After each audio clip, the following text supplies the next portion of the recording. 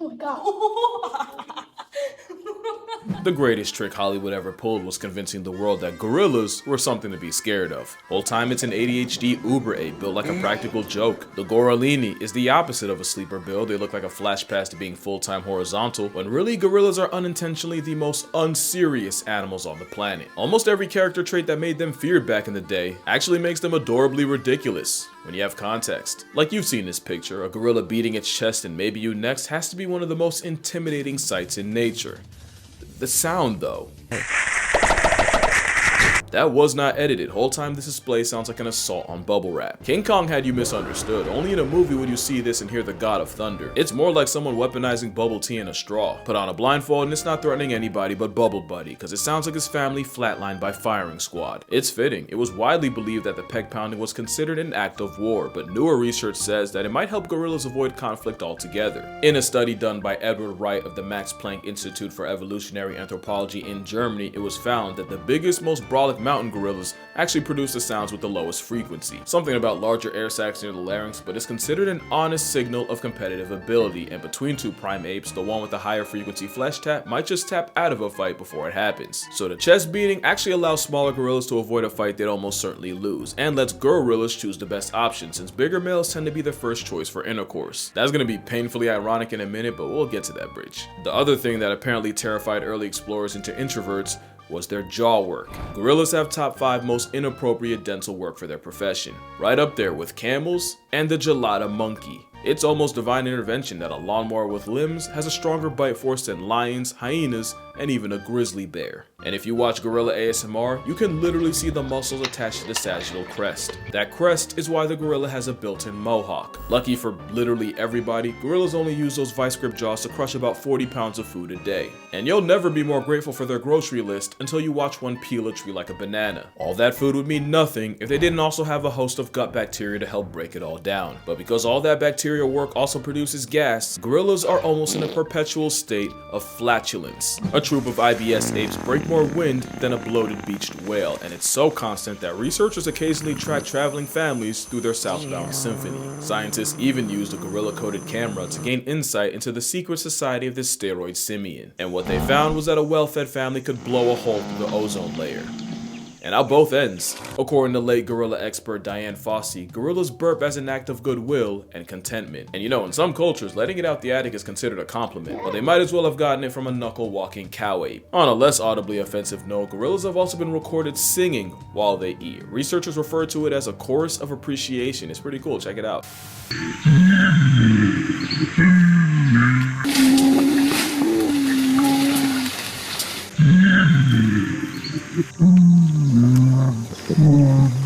Basically living in their version of a giant gingerbread house has gorilla gang singing out both ends. It's also a fact that they sing louder when eating their favorite foods like this banana tree stalk. And the funniest thing is, in the wild, the lead singer is actually the silverback. Science says he uses singing, or well, more like humming, to tell the group when it's time to stop and eat. And you know the law, when Silverback speaks, everyone listens, and when he sings, it's time for fixings. But I'm not hungry. Okay, jeez.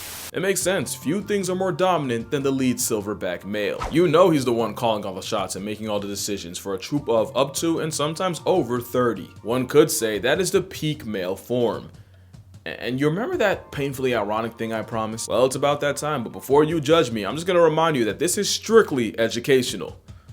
But I would feel weird if I didn't say this, so if you're a child, an adult with a child, or an adult who thinks they're a child, skip to this timestamp right here. Or don't, I can't stop you, but don't let your parents blame me if you don't. Here's an ad while you consider the cost of curiosity. So, fun fact about a silverback, they're the largest apes in the world, can weigh in the neighborhood of 500 pounds, and when their privates stand at attention, they're about 3/4 short of 2 inches. They don't just have the smallest waist snake of any ape, it's widely believed gorillas have the smallest member of any mammal relative to body size.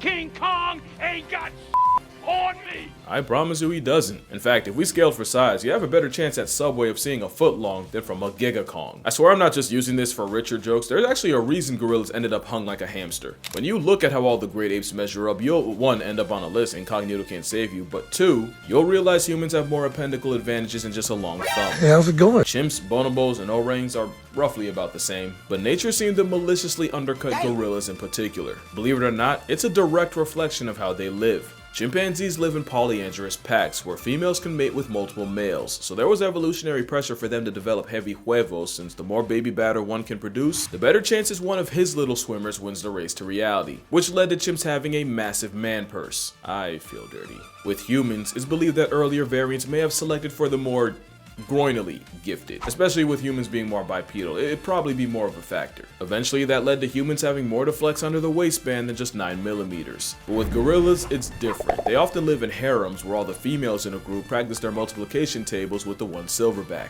which means they didn't have the selective pressure of dealing with other males like chimps, or even the pressure of females having a choice like humans. Also, another theory is that a larger Nixon might have helped shovel out rival Nectar, again, something a back of silver doesn't have to worry about. It actually ties back to the chest beating. Being an absolute unit was already so much of a flex that evolution didn't have to juice their stats in other ways. But unfortunately, it means gorillas are built like an anti-steroid ad. But also consider this, silverbacks are the embodiment of what podcast bros call an alpha male. If humans were truly meant to take cues from them, forget Snickers, we'd be packing a Skittle. And with that, I am going to power wash my search history.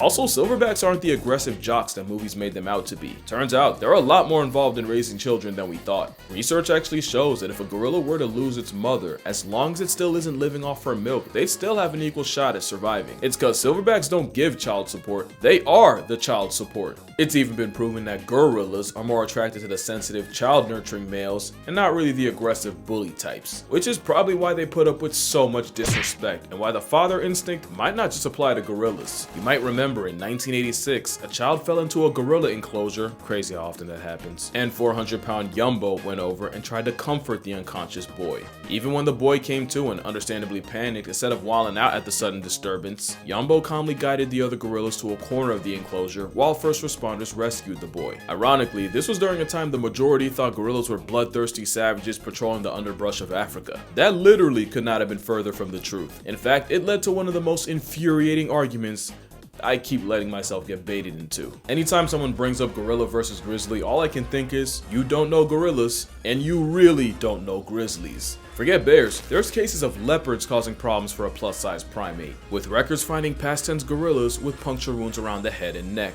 Now, leopard attacks on a full-grown male are rare. But if a 150-pound big cat is a genuine threat, a 10-foot, 900-pound revenant plot device would slaughter a roid monkey. And really, the more you think about it, the more disrespectful the question is. Y'all stay playing on a grizzly's body. Especially since the gorilla himself wouldn't even want that smoke. For all that bulk, they'd definitely rather run away than run a fade. Imagine thinking they can match up with a grizzly when gorillas can get humbled by a change in weather. And I just love that gorillas in captivity and in the wild have no problems playing in the water. But when it falls out the sky, it's suddenly unacceptable. Also, I don't know if you've seen that corgi that gave its owner a heart attack until she realized the only victim was a jar of jam. Turns out gorillas might have done the same to early explorers. One could only imagine seeing the blood-soaked fangs of this behemoth up close, only to realize gorilla grills come from the tannins in their diet, and for reference, tannins are the same ingredient that makes coffee bitter. And I think that's just gorillas in a nutshell. They look like they could do an absolute number on the human population, but I could not find one verified case of a gorilla murking a person. Attempts may have been made, but if you watch this video, you know she basically begged for it. Plus, it's captivity. In the wild, you actively have to try to get gorilla gloves put on you. They genuinely give you every possible warning before they do. And even if you ignore the chest beat, the flashing teeth, and all the other signs a gorilla might give you, usually the most they'll ever do is bluff charge. Now let me not be ridiculous, a gorilla could absolutely turn you into a human jigsaw puzzle. And for all I'm talking, a bluff charge from a gorilla would have my soul pump faking the higher power. But gorillas got stuck with the monster label, which means it distracted people from the fact that they're the most unserious animals on earth. What do I mean? Well, you remember what I said about silverbacks being fathers? Well, this is Hauko. Hauko is a proud father of 4 who loves nothing more than to play with his children. Problem is, sometimes his mate isn't too eager to let him rock with such a small baby, so in all of Hauko's infinite wisdom, he came up with a solution. He f***ing kidnapped her. Repeatedly. And yes, he did this with all his children, proving it really is a game to him. I'm sorry, you can't, you're telling me I'm supposed to be afraid of this? This is chronically unserious.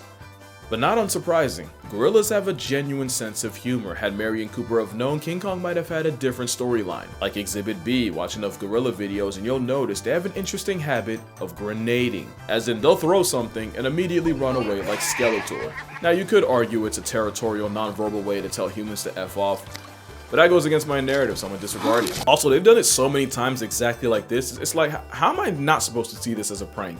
And if you need more proof, Coco, the sign language speaking gorilla, once tied her caretaker's shoelaces together and then signed the word chase. Now I know there's been a dispute as to whether Coco actually learned sign language or was just a master mimic that learned sign language the same way dogs learn words like sit. There's a much more nuanced conversation to be had on whether Coco was a genuine case of comprehension or just memorization and regurgitation.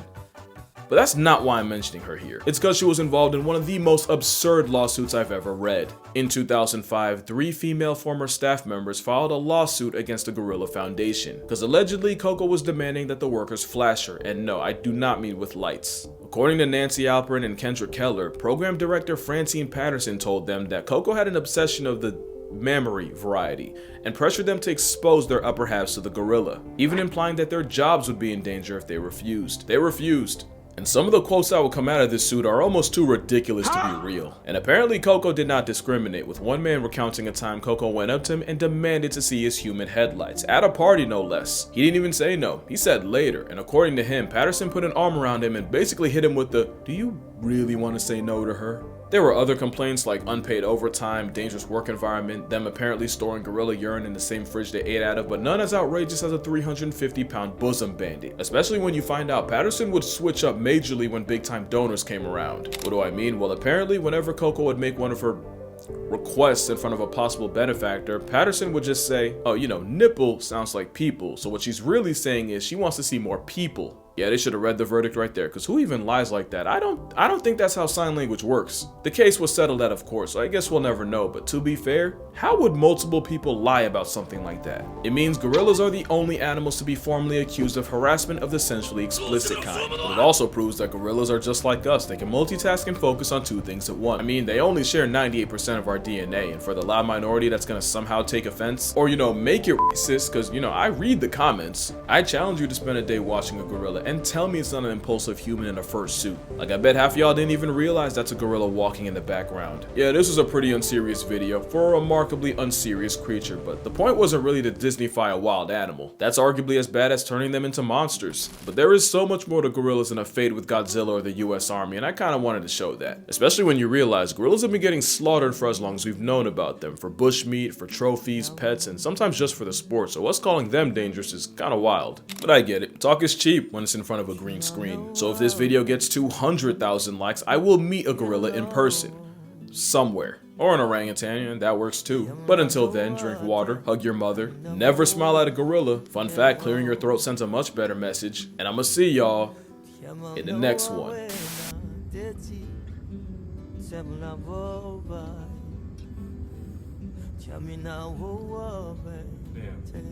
Oh, that's a good shot. She's looking like dead at it.